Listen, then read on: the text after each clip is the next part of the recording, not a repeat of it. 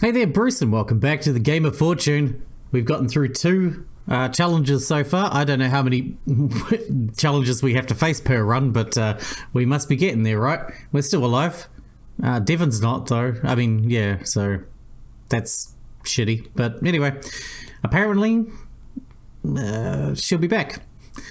Same old, same old. And since we're the first ones here, we get the whole place to ourselves.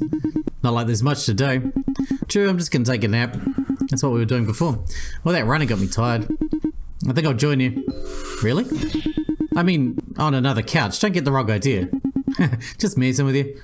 We both moved to one of the couches and lounged on top of them. Hey, Zeph. What? Did you ever end up remembering what your past was like? Nope. My memories never came back, and I don't suspect that they ever will. What's that feel like, just losing a chunk of your life like that? Asked the really tough questions, huh? Zeph sighed as he sunk further into the couch cushion. It feels weird and sad. There are memories that I'll never remember, experiences that I'll never be able to recall. Sometimes I wonder what my life must have been like before I lost my memories. How much of what I am now is shaped by things that I can't remember anymore. Was I a fanatic like my family was? Was I desperate? Was I unwilling? Was I indifferent?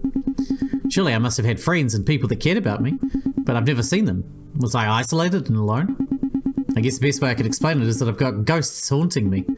Some intangible force that has made me the way that I am now, but I'll never understand. Sorry that it's like that. Nothing can be done about it. And besides, the life I got now is a good one. Maybe my life is better than it was before, though I guess I'll never know. Point is, I'm not going to sulk and cry over lost moments in my life. With whatever time I got left, I'm going to make the most of it. Living in the now. That's all I can do. Gotcha. He's surprisingly introspective. I guess I shouldn't judge a book by its cover. I don't know what kind of life I'd live if I'd lost a huge chunk of my memory. Maybe things would be better. But there's no point worrying about that. All I can do is live in the now. I closed my eyes and tried to rest, letting my mind wander aimlessly in hopes that I'd eventually just fall asleep. Maybe if I were lucky, this would end up being some dream. Some horrific nightmare that I'd wake up from. Unfortunately, the nightmare wasn't even close to ending. Oh, I guess we got a lot more then. The sound of a door opening roused me from my sleep. I sat up and looked around to see Zeph asleep on the couch. I turned my head toward the entrance of the lounge to see who had arrived. Oh, did we interrupt your rest? No, I was just waking up. Zeph might still be asleep though. Maria, Richard and Philip, no sign of Alphonse. Guessing that he didn't make it. But Maria still seems to be in high spirits. Or at least she doesn't seem all that bummed out. Maria gave a quick glance around the lounge. Only you two? Yeah, Kishi and Devon didn't make it through our game. Yeah, my condolences. For both of you to lose those close to you. It is a painful thing. We're managing. Especially now that I know Devon will probably be alright in the end. Assuming that Zeph was telling the truth. How'd your game go? Oh, you know. It happened. What she means to say is that she's happy to have won, but unhappy that Alphonse died in the process. That's not what I said. It's what you were implying. How'd you get that much from what little I said? You're not very good at hiding your emotions. Okay, fine. I'm a little upset that Al's gone. Who wouldn't be? I never said that you weren't wrong for feeling that way. So that would put us at 3 deaths so far. Only one person left then. Indeed. As are the way things go around here. The last group was William, Everett, Jade and Grant. Thinking of the odds of who will survive? Yes, naturally Belle will probably give them a game where one of them must die. I'm inclined to think that Jade and Grant will do whatever they can to protect one another. So William and Everett will be left to fend for themselves. You really think that Jade and Grant care for each other to want to protect themselves? It seemed to me they were fine throwing one another to the wolves if it meant they'd survive. True, but they both know one another. It's advantageous to keep someone around that you know. Weaknesses, strengths, abilities, knowing all those give you a leg up if you have to work together or compete against one another. It's kind of cutthroat, isn't it? Sometimes you have to be a little cutthroat, but I could also be wrong. Who knows who'll end up coming through in the end. What's with all the racket? Can't you people speak a little softer? Zeph sat up from his spot on the couch and rubbed his eyes. Sorry, we didn't mean to wake you. We just got caught up in conversation. Yeah, I noticed. Zeph yawned and stretched his arms out. Damn, still sore. Sore? We had to run a race. He's a bit fatigued from all the running here today. Well, if you're feeling sore, I could offer you a massage. What? No, I don't need a massage. Don't be stubborn. It'll do your muscles some good. I just told you I don't need one. Fine, fine, your loss. Maria walked over to the couch and plopped herself right beside me. What about you? Want a massage? No, thank you, I'm fine. Suit yourself. But you don't have to push yourself too hard. Especially since you just lost Evan. I know, like I said before, I'm managing. If you say so, just want to make sure you're doing okay. Thanks, but why do you care? It's not your responsibility to make sure that I'm okay. I know that, but there's no harm in making sure that we're all okay mentally, right? Even if we do end up having to kill one another, we can still be kind to one another. True, I guess I'm just suspicious. Why? And did Zeph do something in your game that pissed you off? Don't try and shift the blame onto me. Anything that I do, I just do because I need to win. Exactly. You might have fucked with his head somehow. Do I look like the person that tries to do a bunch of mind-gamey shit? I'm straightforward and honest. Doubtful. Go on, Clyde, tell her. Don't put the pressure on me. Zeph was, well, he wasn't an arsehole. That's a low bar to clear. What do you want me to say? He wanted to win. I wanted to protect Devon. Our interests weren't exactly aligned. But he wasn't a dick about it. I think that's about as fair as you can be. Yeah, alright. I guess you're in the clear then, Zeph. Why are you on my case anyway? No reason. I just want to make sure you're not bullying Clyde, that's all. Why would I do something like that? I can think of plenty of reasons. We'll dash them away. I don't have any bad intentions. Alright. You're clear. Despite her words, I could still sense some tension between the two of them. Or at least some from Maria aimed at Zeph. You two need to calm down. I'm calm. So am I. You sure don't seem like it. I can understand that they're probably just a little heated from the games. Comes with youth. I can't possibly keep my emotions running high like that. I don't think that youth factors much into this. They're just hot-headed. That's... Okay, fine, maybe I am a bit hot-headed. But I keep myself tempered most of the time. And I'm just passionate. And I somehow got caught up in the middle of this. Well, if you want to keep your mind clear, maybe you should give meditation a try. Meditation? Yeah, lots of cultures use meditation to ground their mind and find balance within themselves. And with balance comes enlightenment. Or so I've been told. You a guru on meditation or something? No, I'm not all that good at meditation actually. My mind wanders far too much, but I met a fair number of gurus in my travels. Maybe it'll work better for you than for me. Maybe. I'm more surprised that you went around traveling just to learn meditation. I've always been one for travel. Ever since I was young, I couldn't stay down in one place. Don't I come off as well learned? Not really. I wasn't asking you. You kind of just seem like a kooky old man. Kooky old man? Oh, how I've fallen. I used to be so respected. Now I'm just a joke to you people. Oh, don't be like that. Some of your students still respect you, I'm sure. True. In some areas, I'm still well respected. I guess I just miss the days when people came to me for advice and information on other topics. Other topics like what? Oh, eccentric things, matters of spirituality and philosophy. Believe it or not, but I was a big mysticism buff when I was younger. Really? I mean, he was into meditation, so probably. Yeah, I was a bit obsessed. When you have one really extraordinary experience in your life, it changes and shifts your plans quite a bit. Philip let out a tired sigh as he adjusted his glasses. But that's in the past. Nowadays it seems that I'll be relegated to kooky old man. Yeah, it's still kooky. You're supposed to sympathize and feel bad for me. So much for that. Oh, that was fast. I guess the last game finished up quickly. Let's see who made it. We all turned around to see who was entering from the last game. Jade, Grant and Everett. Which means that William died in the last game. Looks like Philip wasn't too off the mark. He was dead on. Hey everybody, your sparkling Jade has made it back safe and sound. Let's see who else we've got. Wait, there's only one lady left? That's really the thing you're most concerned over? Last round we lost 4 women, Grant. I was hoping that we wouldn't lose that many again. Well, to be fair, we didn't lose that many. We only lost 2. Only 2? This game is becoming a sausage fest far too quickly for my liking. Ugh. You 3 got through your game fast. What can I say? We're real smooth operators. The game wasn't even that hard. It was obviously hard for William, wasn't it? All we had to do was memorize some stuff on a shelf and put it back on. We got graded by accuracy and the person with the lowest score got killed. Should be obvious who that was. He seemed to have trouble recalling certain items. I think he complained about needing to write it down or something along those lines. I see.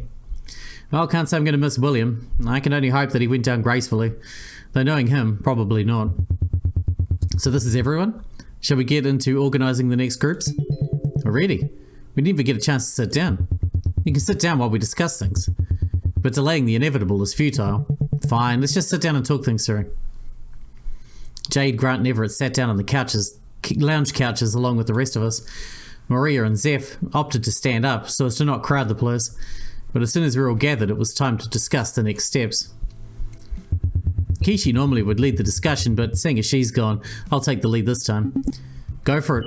The simple solution would be just to pair Jade, Grant, Richard, and Philip together.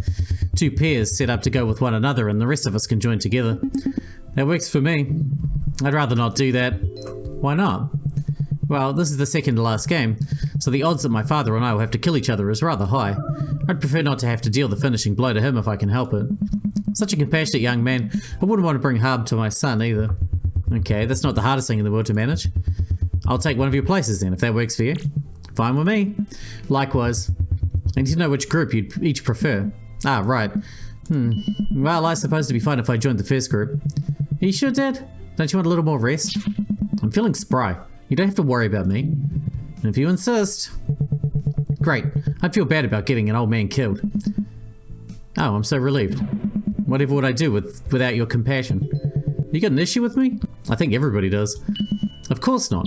Why would I have any issues with you? I don't know, you just don't seem to like me. Nobody likes you. You're overthinking things. Anyway, I'm good to go whenever you three are. I'm roaring and ready to go myself. Still a bit sore, but I don't think that sleeping some more is going to fix that. So I'm game. Well, if everyone else is good to go, then so am I. Great. Let's not hesitate. 2 doors. Don't sulk, Richard. I assure you that I'm going to be just fine. You can't assure me that. Okay, maybe I can't, but I'll try my best. That's really all I can do, isn't it? Yeah, I guess so. Please be merciful to my father if you can. I can't promise that. I'm in it to win it, just like anyone else. That... Richard sighed and his shoulders sagged. I understand. Well, good luck and good fortune then. Yep, I'll see you soon, Richard. Let's hope. With their parting words said, we moved into the waiting room. You seem to have a really good relationship with your son. Well, I have raised him for over 28 years. It'd be poor parenting on my end if I didn't have a good relationship at this point. Not to say that we don't bicker every once in a while, but what parents don't? My mother and I had moments like those too. It's kind of funny watching you two argue though. We don't argue that much, do we? It's not even arguments, it's just quick, snippy lines. Well, I guess he got that from me. I am quite the orator. He doesn't seem all that talkative though. He's just more on the quiet side, but when he speaks, he knows what to say. I imagine he got that from his mother. She was more on the quiet side as well. Oh, so it's like that old saying, speak softly and carry a big stick. I don't think that quite fits Richard all that well. You know, the saying is more an ideology for foreign policy, right? I thought it was just about carrying around a weapon while being solid and cool. That's one interpretation of it. Oh, we talking foreign policy in class today? I should have brought my notebook. As Belle's voice echoed through the room, we turned our heads to face the screen. Don't you worry, Professor Descartes. I've always been an attentive student. Ah, don't worry, we're taking the day off. No classes today. Oh, and I got dressed up to look nice today. Do you actually go to some kind of school? I am an eternal student, Clyde. I'm never not learning. And though I can't say that I've ever been in a formal school, maybe I'll stop by one day. Might be a fun adventure. A god going to a school. I feel like you'd be a better teacher than a student. Thank you. I think I'd have a lot I could impart onto the Inquisitive. But we're not here to hear me lecture. We're here to play a game. Well, you all are. I'll just be running it. Are you all hyped for what's to come? As hyped as we'll ever be. Only 2 games left. Bring it on. Yes, that's the competitive spirit I love to see, Zeph. There are no more delays. Let's get right into the roulette. Once again, the roulette popped onto the television screen, shifting through all the game types. With Devon gone, the only loyalty I had was to myself. Well, to an extent. No matter what game type would show up, I'd give it all I had. After all, that was the only way to survive, wasn't it? The roulette began to slow down, the shifting options staying on the screen longer and longer, until... Every man for himself? A 4-player dilemma game? A conundrum of fates. It could be a bloodbath or a salvation for you all. Imagine the possibilities. I am, and frankly I don't like them. Don't worry, I'll narrow it down to something more manageable. Belle chuckled as her face appeared on the screen once again. Let's see, what kind of game should I have you play this time? The joys of it being the first game is that I have a lot of fun options to comb through. No restrictions. I find that restrictions actually help me quite a bit when it comes to coming up with ideas. Maybe say giving us a game where we all live and it's simple might help make things easier. Your words and wit won't make things any easier for you today, Philip. What about my charm? Surely that counts for something. You do have a certain charm, I'll admit that much. But no, I've already figured out what we're going to be playing. The next game will be F.G.I.Q. What? F.G.I.Q? What does that even mean? Sounds like a mutated fruit. Fortune Game Intelligence Quotient. Oh man. Belle, are you serious? Of course I'm serious. That's just a game from... I won't hear complaints about where I get my game ideas from. The last thing I need is the 4 ninjas to come and get me. The ninjas? We don't speak of the ninjas. Anyway, I'll explain the rules and such once you enter the game room. See you soon. Well, this is going to go badly, because I'm an idiot. The screen cut off quickly. You know what kind of game this is, Clyde? Well, I wouldn't say that I know exactly what the game will be, but I do have an idea. Just going off the name, it's probably going to be some trivia game. Trivia? Probably. I remember a game with a similar name when I was younger. Anyway, Belle will probably put her own spin on it, so it'll probably be different. That makes sense. If it's a game about intelligence quotient, she's likely measuring our intelligence. Oh man, I'm all muscles and brains. This is totally unfair. Don't worry, Maria. If it's trivia, then maybe it won't be so bad. I hope so. Anxious as we were, we entered into the game room, hoping that whatever Belle had prepared for us wouldn't be so bad. Sounds like our first game, sort of. Well, this place looks cool. Kind of like a game show. Reminds me a little of The Weakest Link. I was thinking more of Jeopardy. It's all that and more. Belle appeared in the center of the room, her hands outstretched as wide as her smile. Well, sort of. Welcome to F.G.I.Q, the Fortune Game Intelligence Quotient. How are you all feeling today? Sore. Excited? Intrigued? Curious? All valid answers. Now, let's get right into things. We're going to have a lot of fun with this one. F.G.I.Q is a trivia game about all of us. That's right, I hope you get to know all your fellow participants in and out because that knowledge will be needed here. Here's how the game will work. I'm going to provide each of you with an answer. When your turn comes around, I'll give you a set of 3 questions for which the answer might end up fitting. If you choose the correct question, bingo, no problemo. If you get it wrong though, I'll give you a nasty shock and a strike. When you get 3 strikes, you're out of there. It's game over for you. And also game over in general because the game will end as soon as one person ends up getting 3 strikes. Such a simple and fun game, and so intellectually stimulating as well. If you've been paying attention, this will be fun. If not, well, be warned that you might end up having a real tough time in this game. Or maybe you'll be warned of future information to come. Either way, we're gonna have a blast here, so are there any questions? Yeah, I got a question. Why are you making us play this game? I don't know jack about anyone here. How do you expect me to be able to match an answer to a proper question? What's so funny? What you just said is downright hilarious. Anyway, if you're lost and you don't have a clue, I'd suggest just making an informed guess. After all, you don't really have much of a choice. Or maybe you could simply comb through your memories and try really, really hard to see if you can recall anything. I can't recall anything I don't know. Stop laughing. Fine, anyone else got questions? In other words, we can't do this without doing some of the other endings first, right? So that we've got more information. I have one. Are we going to be playing in any particular order? I don't really think much about that, but let's go in alphabetical order from first name. So first up would be Clyde, then Maria, then Philip, then finally Zeph.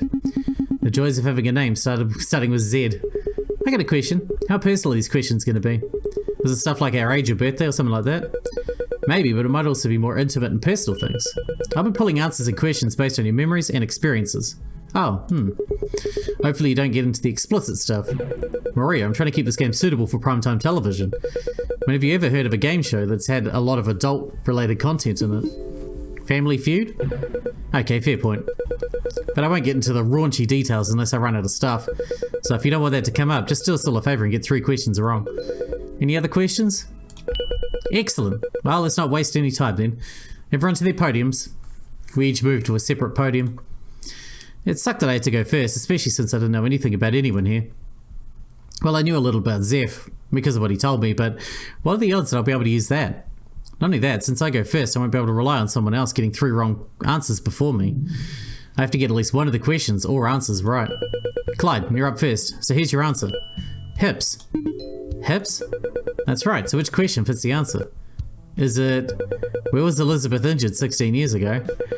Where is Alphonse's secret tattoo? What is Lilith's charm point? These are my options? Those are your options. And one of them is correct. Correct. You can make your answer on the podium in front of you. Okay. A secret tattoo? Would you know if Alphonse had something like that? I don't think I've ever seen Alphonse's hips, so hard to say. I mean, if it's a secret, he probably wouldn't show me. I wonder what it might be. But you don't know for sure if he even had one? But if he did, I bet it'd be something cute. Maybe a tattoo of an X or something. That'd be a painful place to put a tattoo. No idea if that's right or not, though. The elderly tend to get hip injuries, don't they? I can imagine Elizabeth getting hurt there. Though she doesn't look as though she's got any hip issues. 16 years is plenty of time to recover, though. And finally, it's Lilith's charm point? What the fuck is a charm point? Hard to know for sure. Her lab coat isn't exactly flattering to her figure. If she wore something more form-fitting, it'd be easier to tell. No, I guess it's possible. Feels weird that I have to consider this as an actual answer. Alright, no more worrying about the potential wrong answer. Let's just give it a go.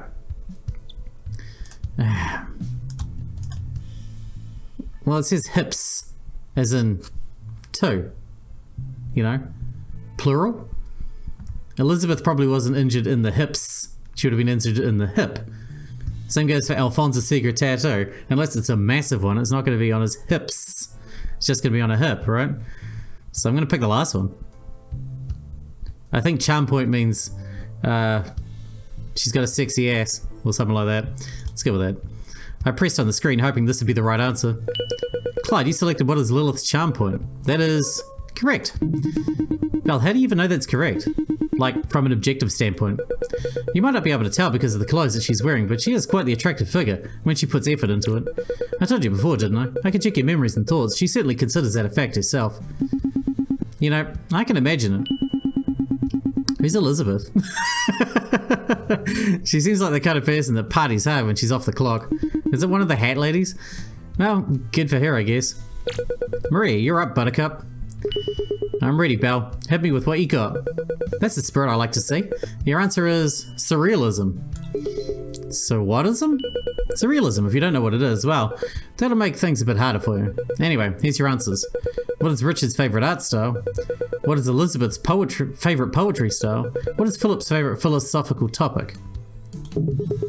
So it's something high class. Philip, mind throwing me a bone on this one? You want me to give you the answer? I don't even know what surrealism is, so this isn't really fair. Can you at least tell me what it's about? Well, I can tell you that much, I suppose. Don't give her any help. You do realise if she gets it wrong, you'll be closer to winning, right? Of course, but as a teacher, I can't help but impart some useful knowledge. Besides, knowing what surrealism is won't directly lead her to the right answer. Fine, it's your funeral if this comes back to bite you in the ass. We'll see.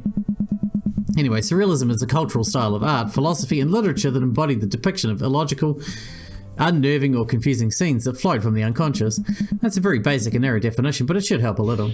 It doesn't help me at all. Well, I can't give you the full answer you're looking for. Hold on, are you saying that you know? That is the question, isn't it? Maybe I do, maybe I don't. I feel like it's got to be between you or Richard. I don't know what the heck Elizabeth writes, but she doesn't seem like a surrealist type. Well, go ahead and put your answer down then. I will. Maria pounded into her podium. You didn't have to go that hard, you know. Well, no. I didn't, but it's more fun that way. He selected Philip's favourite philosophical topic. The answer is wrong. Oh man. You were close, it's actually Richard's favourite art style. Though he's had trouble creating his own style that fits the surrealist niche. So he's all about that weird dream art. That's one way to put it. But yes. You know what's not going to be dreamy? The surge of electricity going through your body. I forgot about that. Maria's podium lit up bright blue as electricity coursed through her body. She was gripping onto the podium tightly as her muscles forcefully contracted.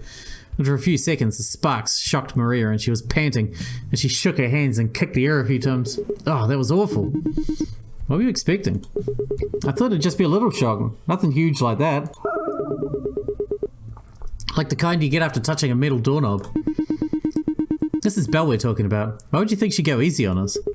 I thought she liked us. It's because I like you that I'm going so hard on you. Think of it as tough love. Your tough love might be more akin to abuse. Isn't that what tough love is at the end of the day? Alright, now it's your turn, Philip. Oh goody, can't wait to see what you got in store for me.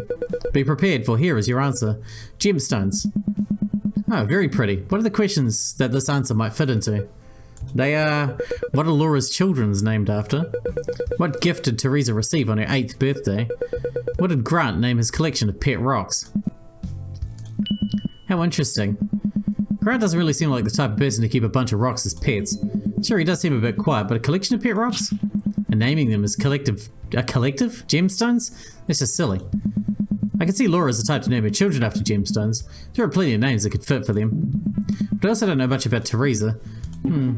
Quit stalling and make a choice already. Am I not allowed to think through my options? You can, but it's not like thinking much longer is going to net you an answer you're happy with.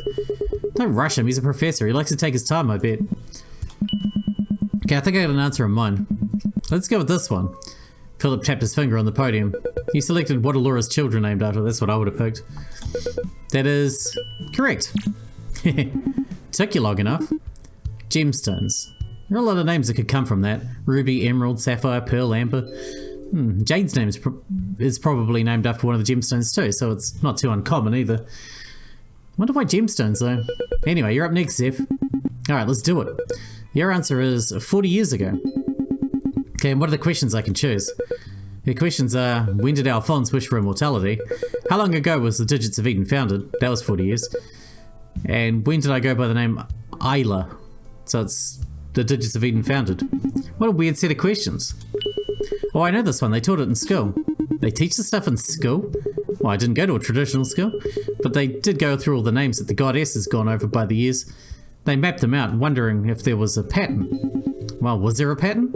I mean, there might have been. They seem kind of random, but people thought that if they named their kids after one of the 4-letter names, they'd end up lucky. Don't know how much of that was true, though. And 40 years ago it was... I'm not going to tell you that, it's a secret. What about when the Digits of Eden was founded? Or maybe Alphonse wishing for immortality? Zeph, use your brain. Alphonse would have been 4 years old 40 years ago. There's no way he could have made a wish for immortality. At least not here. Maybe he wished upon a star. I guess that could count. That's when the Digits of Eden were founded. That's also a secret. None of this helps narrow it down at all. I'm sure that Kishi would have known, but... Zeph huffed as he looked over the answers. Let's try this one. Zeph tapped his fingers on the podium. He selected when did I go by the name Isla. That's wrong. That answer is... incorrect.